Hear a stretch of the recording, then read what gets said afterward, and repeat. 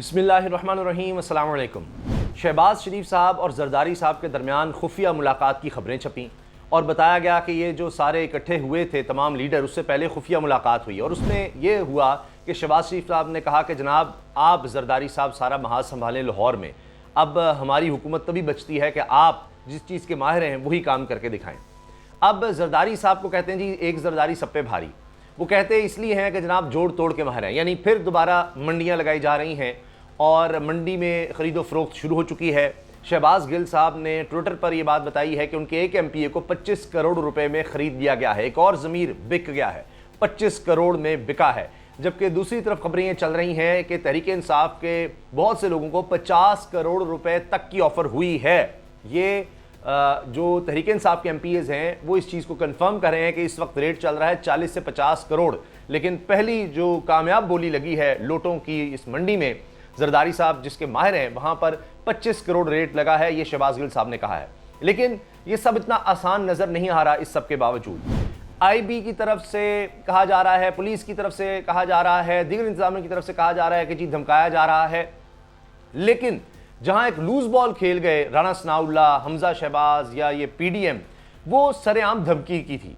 एक तरफ तो ज़ाहिर है फ़ोन कर करके लोगों को धमकाया जा रहा है, ये काम किए जा रहे हैं, लेकिन साथ ही साथ बाकायदा ज़ाहिर है कॉन्फिडेंस इतना ज़्यादा आ चुका है 25 मई पे शेलिंग और जो जुल्म किया गया लोगों पर उसके बाद कि राना सनाउल्लाह ने कहा जी 5-7 लोग गायब भी हो सकते हैं, तो कोई बड़ी बात नहीं है। इसी वजह से आप देखिए कि अब इमरान खान साहब को भी समझ आ गई कि हाँ ये कुछ होता है, तो उन्होंने भी अपने लोग काफ लीग और तहरीक इंसाफ के जो MPAs हैं उनको होटल में शिफ्ट कर दिया। अंदाज़ा लगाएं आप, ये है हमारे मुल्क की सियासत, ये है हमारा अखलाकी मयार कि लोगों को भेड़ बकरियों की तरह बंद करना पड़ता है। नून लीग वाले अपने ले गए हैं, सारे होटल में बंद कर दिए हैं कि इनको कोई बोली ना लगाए, कोई इधर उधर ना हो जाए, ये भाग ना जाए, कोई यानी इस्तीफा देकर और मजीद ना निकल जाए, इसको पकड़ लो, बंद कर दो। तहरीक इंसाफ और काफ लीग के लोगों को उनको अपने MPAs को पकड़ कर बंद करना पड़ गया है कि पता नहीं इनमें से कौन सा बिक जाए, क्या हो जाए। तो आप अंदाज़ा लगाइए, उसके बावजूद यह हुआ कि शायद पहले ही 25 करोड़ में तो एक बंदा चला गया है। अब ये रन ऑफ इलेक्शन है, एक एक वोट कीमती है, बहुत कम मार्जिन है, तो इसलिए अब ये सारा कुछ हो रहा है। अच्छा, इसके साथ साथ जो चौधरी शुजात साहब ने यानी इनकार कर दिया है वाज़े तौर पर जरदारी साहब को, बड़ी उनकी बेइज्जती की है। उन्होंने कहा जिसका मैंडेट है, जब लोग वोट ही इमरान खान को दे रहे हैं, ज़िमनी इलेक्शन में वाज़े हो गया, तो मैं अब अपने भाई परवेज़ इलाही के खिलाफ कैसे जाऊं? क्योंकि जरदारी साहब ने कहा एक तो आप मना कर दें अपने लोगों को परवेज़ इलाही के हक में वोट डालने से, लेकिन उससे पहले हम आपको ऑफर कर रहे हैं कि हम अब भी परवेज़ इलाही को अपना वज़ीर आला बनाने के लिए तैयार हैं, मैं शहबाज शरीफ को बना लूंगा। शहबाज शरीफ ने भी चौधरी शुजात को फ़ोन कर डाला। अंदाज़ा लगाइए लोग कितने गिर जाते हैं। अच्छा कि जी परवेज़ इलाही तहरीक इंसाफ की तरफ से नहीं, हम उसको कैंडिडेट बना देते आ जाए, लेकिन अब वहाँ से भी नहीं बनी। अब इन्होंने भी अपनी सियासत दफन थोड़ी करनी है काफ लीग ने। चौधरी शुजात साहब ने कह दिया नहीं, जिसका मैंडेट है उसी तरफ मामला है, वरना पैसों का नहीं मसला था, उन्होंने अपनी सियासत भी तो बचानी है आगे, यहां से भी नाकामी हो गई। अब इसके अलावा प्लान B भी तैयार किया है कि लोग गायब करने हैं और जत्थों की सूरत में आएंगे MPAs नून लीग के, ये उनको कहा गया है, और जो तहरीक इंसाफ के या काफ लीग के लोग हैं इनको एंट्री ना होने दें। यानी बेशक ये परमिसेस मौजूद हों, लेकिन ये अंदर वोटिंग के वक्त ना आ सकें, और डिप्टी स्पीकर जो हैं वो जाहिर है कि नून लीग के साथ हैं, उनको भी इसमें इस्तेमाल किया जाए। ये भी अब प्लान B है। लेकिन जब दूसरों ने भी कच्ची गोलियां नहीं खेली, परवेज़ इलाही साहब चले गए सुप्रीम कोर्ट और वहां पर तौहीन अदालत की दरखास्त दायर कर दी। आपको याद होगा कि सुप्रीम कोर्ट में सारा मामला गया था जब पता चला कि जनाब हमजा शहबाज तो वज़ीर आला ही नहीं है, इनका तो इलेक्शन ही गलत है, गलतम है। तो जब ये इस मामला सुप्रीम कोर्ट में गया तो दोनों तरफ से जब मौक़िफ़ सामने रखा गया तो सुप्रीम कोर्ट ने कहा कि जी ठीक है, दोनों ने एग्री कर लिया कि जी 22 जुलाई को इंतखाब होगा और फ्री एंड फेयर होना चाहिए, और 22 जुलाई तक, क्योंकि 17 को उस वक्त इलेक्शन थी ज़िमनी, तो हमजा शहबाज बड़े कॉन्फिडेंट थे कि हम जीत जाएंगे, तो फिर मसला ही नहीं रहेगा, अच्छा 22 को इंतखाब कर लेते हैं। तब तक तहरीक इंसाफ को ये मानना पड़ा कि अच्छा जी 22 तक हमजा शहबाज ही वज़ीर आला रहेगा, वरना वो तो कहते थे अब जब इलेक्शन ही कलदम हो गया, इलेक्शन ही गलत था हमजा का, तो फिर वज़ीर आला कैसे है। लेकिन वहाँ जाकर फिर उन्होंने कहा कि चलें ठीक है, इस शर्त पर कि ये कोई इलेक्शन पे असरअंदाज नहीं होंगे, ये सिर्फ यानी एक निगरान सेटअप की तरह एक सिर्फ इनका काम होगा इलेक्शन तक रहे। मगर उसके बावजूद हमजा शहबाज ने पूरी हुकूमती मिशनरी इस्तेमाल की, सब कुछ किया, ये सारा काम वो करते रहे। तो अब ये सुप्रीम कोर्ट में दोनों ने तय किया था, ये सुप्रीम कोर्ट का फैसला था कि 22 को इलेक्शन होंगे, हमजा शहबाज और परवेज़ इलाही के दरमियान इलेक्शन होगा 22 तारीख को, 22 जुलाई को। अब सुप्रीम कोर्ट ने कहा फ्री एंड फेयर इलेक्शन होने हैं, कोई इसमें रुकावट ना ले, कुछ ना करे। अब जब सुप्रीम कोर्ट ये कह चुकी, एग्री कर चुके, एक फैसला है, वहां पर सबने एग्री किया, अब सुप्रीम कोर्ट के फैसले की खुली खिलाफवर्जी हो रही है कि धमकाया जा रहा है, फोन किए जा रहे हैं, लोग गायब करने की बात हो रही है, पैसा चल रहा है, सब कुछ हो रहा है।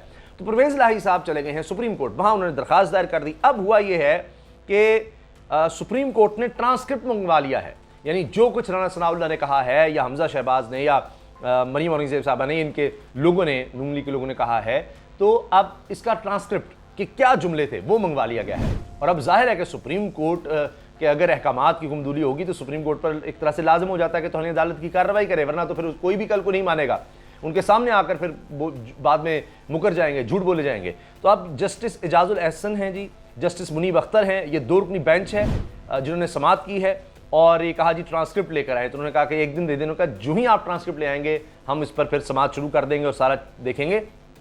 ये तो नहीं हो सकता कि लोगों को धमकाया जाए, लोग गायब किए जा रहे हों कि जी गायब हो जाएंगे, ये कर देंगे, वो कर देंगे, और धमकी धोंस उस वक्त अंदर नहीं एंटर होने देंगे, पैसा चल रहा है, खुलेआम चल रहा है, खुद बता रहे हैं कि जनाब जिसको जितना चाहिए आ जाए, मंडी लगी है। पहले भी ये हुआ, वही सिंध हाउस, उसी तरह लाहौर का होटल, वही मरी, वही छांगा मांगा। यानी उनको समझ नहीं आ रही कि ये दौर अब खत्म हो चुका है, लोगों में और गम गुस्सा आएगा कि जनाब ये हमारे मैंडेट को तस्लीम नहीं करते। अब लिबर्टी में एक दफ़ा फिर शाम को 7 बजे जिस तरह तहरीक इंसाफ ने फिर कॉल दी कि जी ये एहतजाज होना चाहिए इस पर, तो वो पब्लिक प्रेशर फिर बिल्ड करेंगे।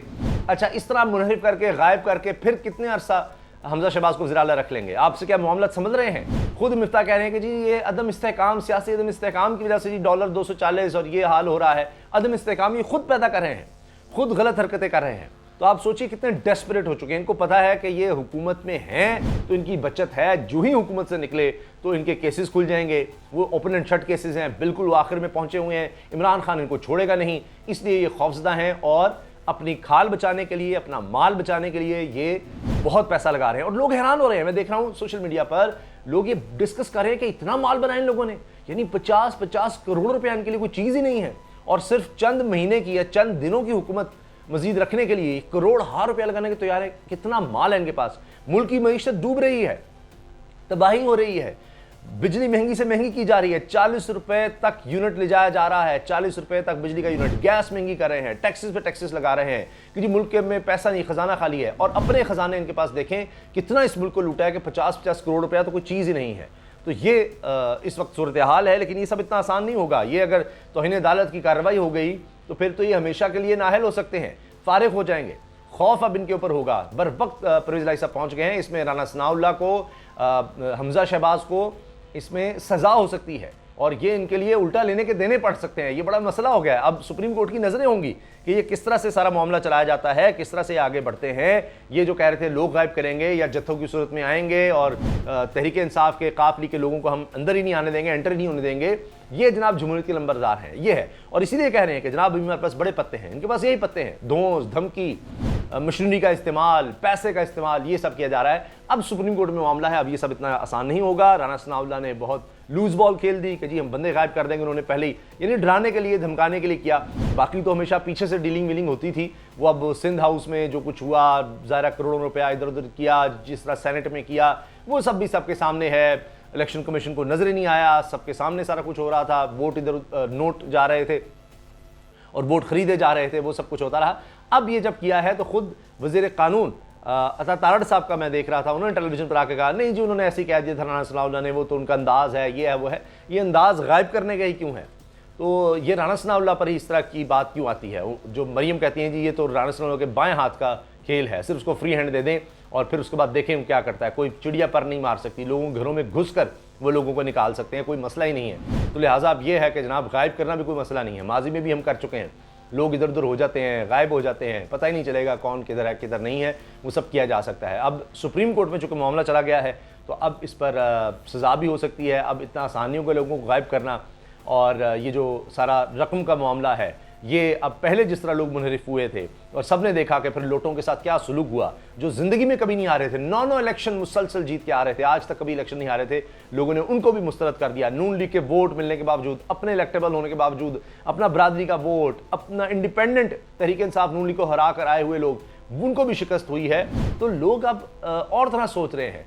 ये अब कौम वो नहीं रही कि आप जनाब आंखों में धूल झोंकें, जो मर्जी करते रहें, जनाब आप इलेक्टेबल हैं, पैसा ही पैसा है, करोड़ों रुपया है, बस आप ले जाएंगे। लोग अब निकले हैं और अब जब ये किया जाएगा तो इससे भी बुरा हाल होगा, इससे भी ज़्यादा मार पड़ेगी। ये जितने भी मुनहरिफ अराकीन होंगे इनकी तो सियासत खत्म हो ही जाएगी। इन्होंने पहले क्या किया कि अच्छा जो जिनका वोट बैंक ही नहीं होता, जो सियासत में उस तरह होते नहीं है, स्पेशल सीट्स पर आए होते हैं, ख़वातीन हैं, अक़लियती अरकान होते हैं, उनको पहले तो ख़रीदा जाए ना। तो वो तो चलो पैसा आ गया, उन्होंने कौन सा लोगों के सामने जाना था। फिर उनको इलेक्टेबल्स को लें जनाब, जिनको कोई मसला नहीं होता, वो इलेक्टेबल्स होते हैं, वो हमेशा जीता करते हैं, वो हार गए, बड़े बड़े बुर्ज उलट गए। तो अब आप जो नए लोग खरीदेंगे उनका भी वो हाल होगा और आपका उससे बदतर हाल होगा। ये खुद इनके हामी लोग भी इनको समझा रहे हैं। लेकिन ज़ाहिर है इक़्तिदार की हवस, वो कुर्सी, वो गाड़ियाँ, वो झंडे की गाड़ियाँ, वो घर, वो नौकर चाकर, वो पैसा, वो दौलत, वो हुकूमत, ये सब इतनी यानी हवस की चीज़ें हैं कि ये छोड़ने को किसका दिल करता है। तो इसलिए वो किसी भी हद तक जा रहे हैं, लेकिन उस हद तक जाने पर जो उन पर हद लग जानी है उसका इंतज़ार कीजिए, कुछ भी हो सकता है। अवामी गम गुस्सा भी है और अब मामला सुप्रीम कोर्ट में है।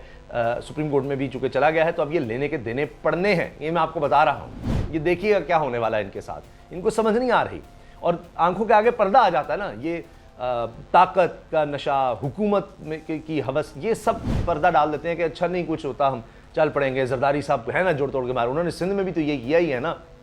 वहाँ भी देखें बल्दियाती इलेक्शन वो कैसे जीत जाते हैं, जैसे मर्जी केसेस उन पर बने हों, कत्ल के मुकदमे उनके लोगों पर हों, जो मर्जी हो, दिन दिहाड़े कत्ल किए हों, फिर भी वो लोग MNA MP होते हैं, फिर भी उनका असर और रसूख होता है। तो अगर जरदारी वहाँ कर सकते हैं तो हम यहाँ क्यों नहीं कर सकते पंजाब में। हम भी पहले भी करते रहे हैं, लेकिन अब तो जरदारी साहब भी हमारे साथ हैं, अब तो और हम कर सकते हैं। तो देख लीजिएगा जनाब कितना कुछ जादू इनका सड़ चढ़कर बोलता है। अभी चौधरी शुजात पर तो नहीं चल सका, वहाँ पर भी नाकामी हुई, हर सतह पर नाकामी हो रही है। अब ये एक अवामी रेला है, ये एक लहर है अवाम की, ये जो सब कुछ बहा कर ले जाएगी। ये अब इनको समझ नहीं आ रही कि हालात किस कदर बदल चुके हैं। और वो जिस तरह किसी ने कहा ना कि अभी शायद मज़ीद जलील होना है, मज़ीद अभी फेंटा पड़ना है, शायद इस वजह से ये सब कुछ हो रहा है। तो उसी तरफ मामला जा रहा है। ठीक है, आपको जिस तरह की, जिस अंदाज की सियासत आती है आप वो करें, और फिर अब जो माहौल बदल चुका है उसमें जो आपके साथ होगा वो आपको नज़र आता चला जाएगा।